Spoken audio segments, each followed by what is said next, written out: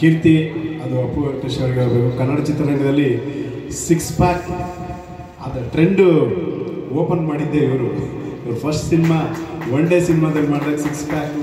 ಆ 6 ಪ್ಯಾಕ್ಗಳು ನೋಡಿದ್ರೆ ನಾವು ಹಂಗಿತ್ತು, ಅಷ್ಟು ಚೆನ್ನಾಗಿ ಮಾಡಿದರು. ಅದಾದಮೇಲೆ ಪುನೀತ್ ರಾಜ್ಕುಮಾರ್ ಅವ್ರನ್ನು ಕಡೆಯವರೆಗೂ ಅವ್ರು ಇರೋವರೆಗೂ ಫೈಟ್ ಮಾಸ್ಟರ್ ಆಗಿ ಅವ್ರ ಜೊತೆ ಕೆಲಸ ಮಾಡಿದ್ರು.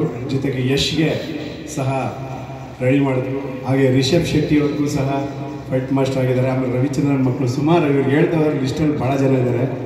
ಯಾಕಂದರೆ ಇವರು ರೆಡಿ ಮಾಡಿರೋರೆಲ್ಲ ನ್ಯಾಷನಲ್ ಅವಾರ್ಡೆ. ಅದರಿಂದ ಭಾಳ ಖುಷಿಯಾಗುತ್ತೆ ಅವ್ರನ್ನ ಕರೆಸಿ ಒಂದು ವೇದಿಕೆಗೆ ಸನ್ಮಾನ ಮಾಡೋದಕ್ಕೆ, ಅಭಿಮಾನದಿಂದ ಕರೆದಿದ್ದಕ್ಕೆ, ಪ್ರೀತಿಯಿಂದ ಬಂದರು. ಅಪ್ಪು ವೆಂಕಟೇಶ್ ಅವ್ರಿಗೆ ಕೃತಜ್ಞತೆಗಳು. ಅವ್ರಿಗೆ ನಮ್ಮ ಟಾಪ್ ಸ್ಟಾರ್ ರೇಣು ಅವರಿಂದ ಸನ್ಮಾನ ಮಾಡಿಸೋಣ ಅಂಥೇಳಿ ವೇದಿಕೆಯಲ್ಲಿ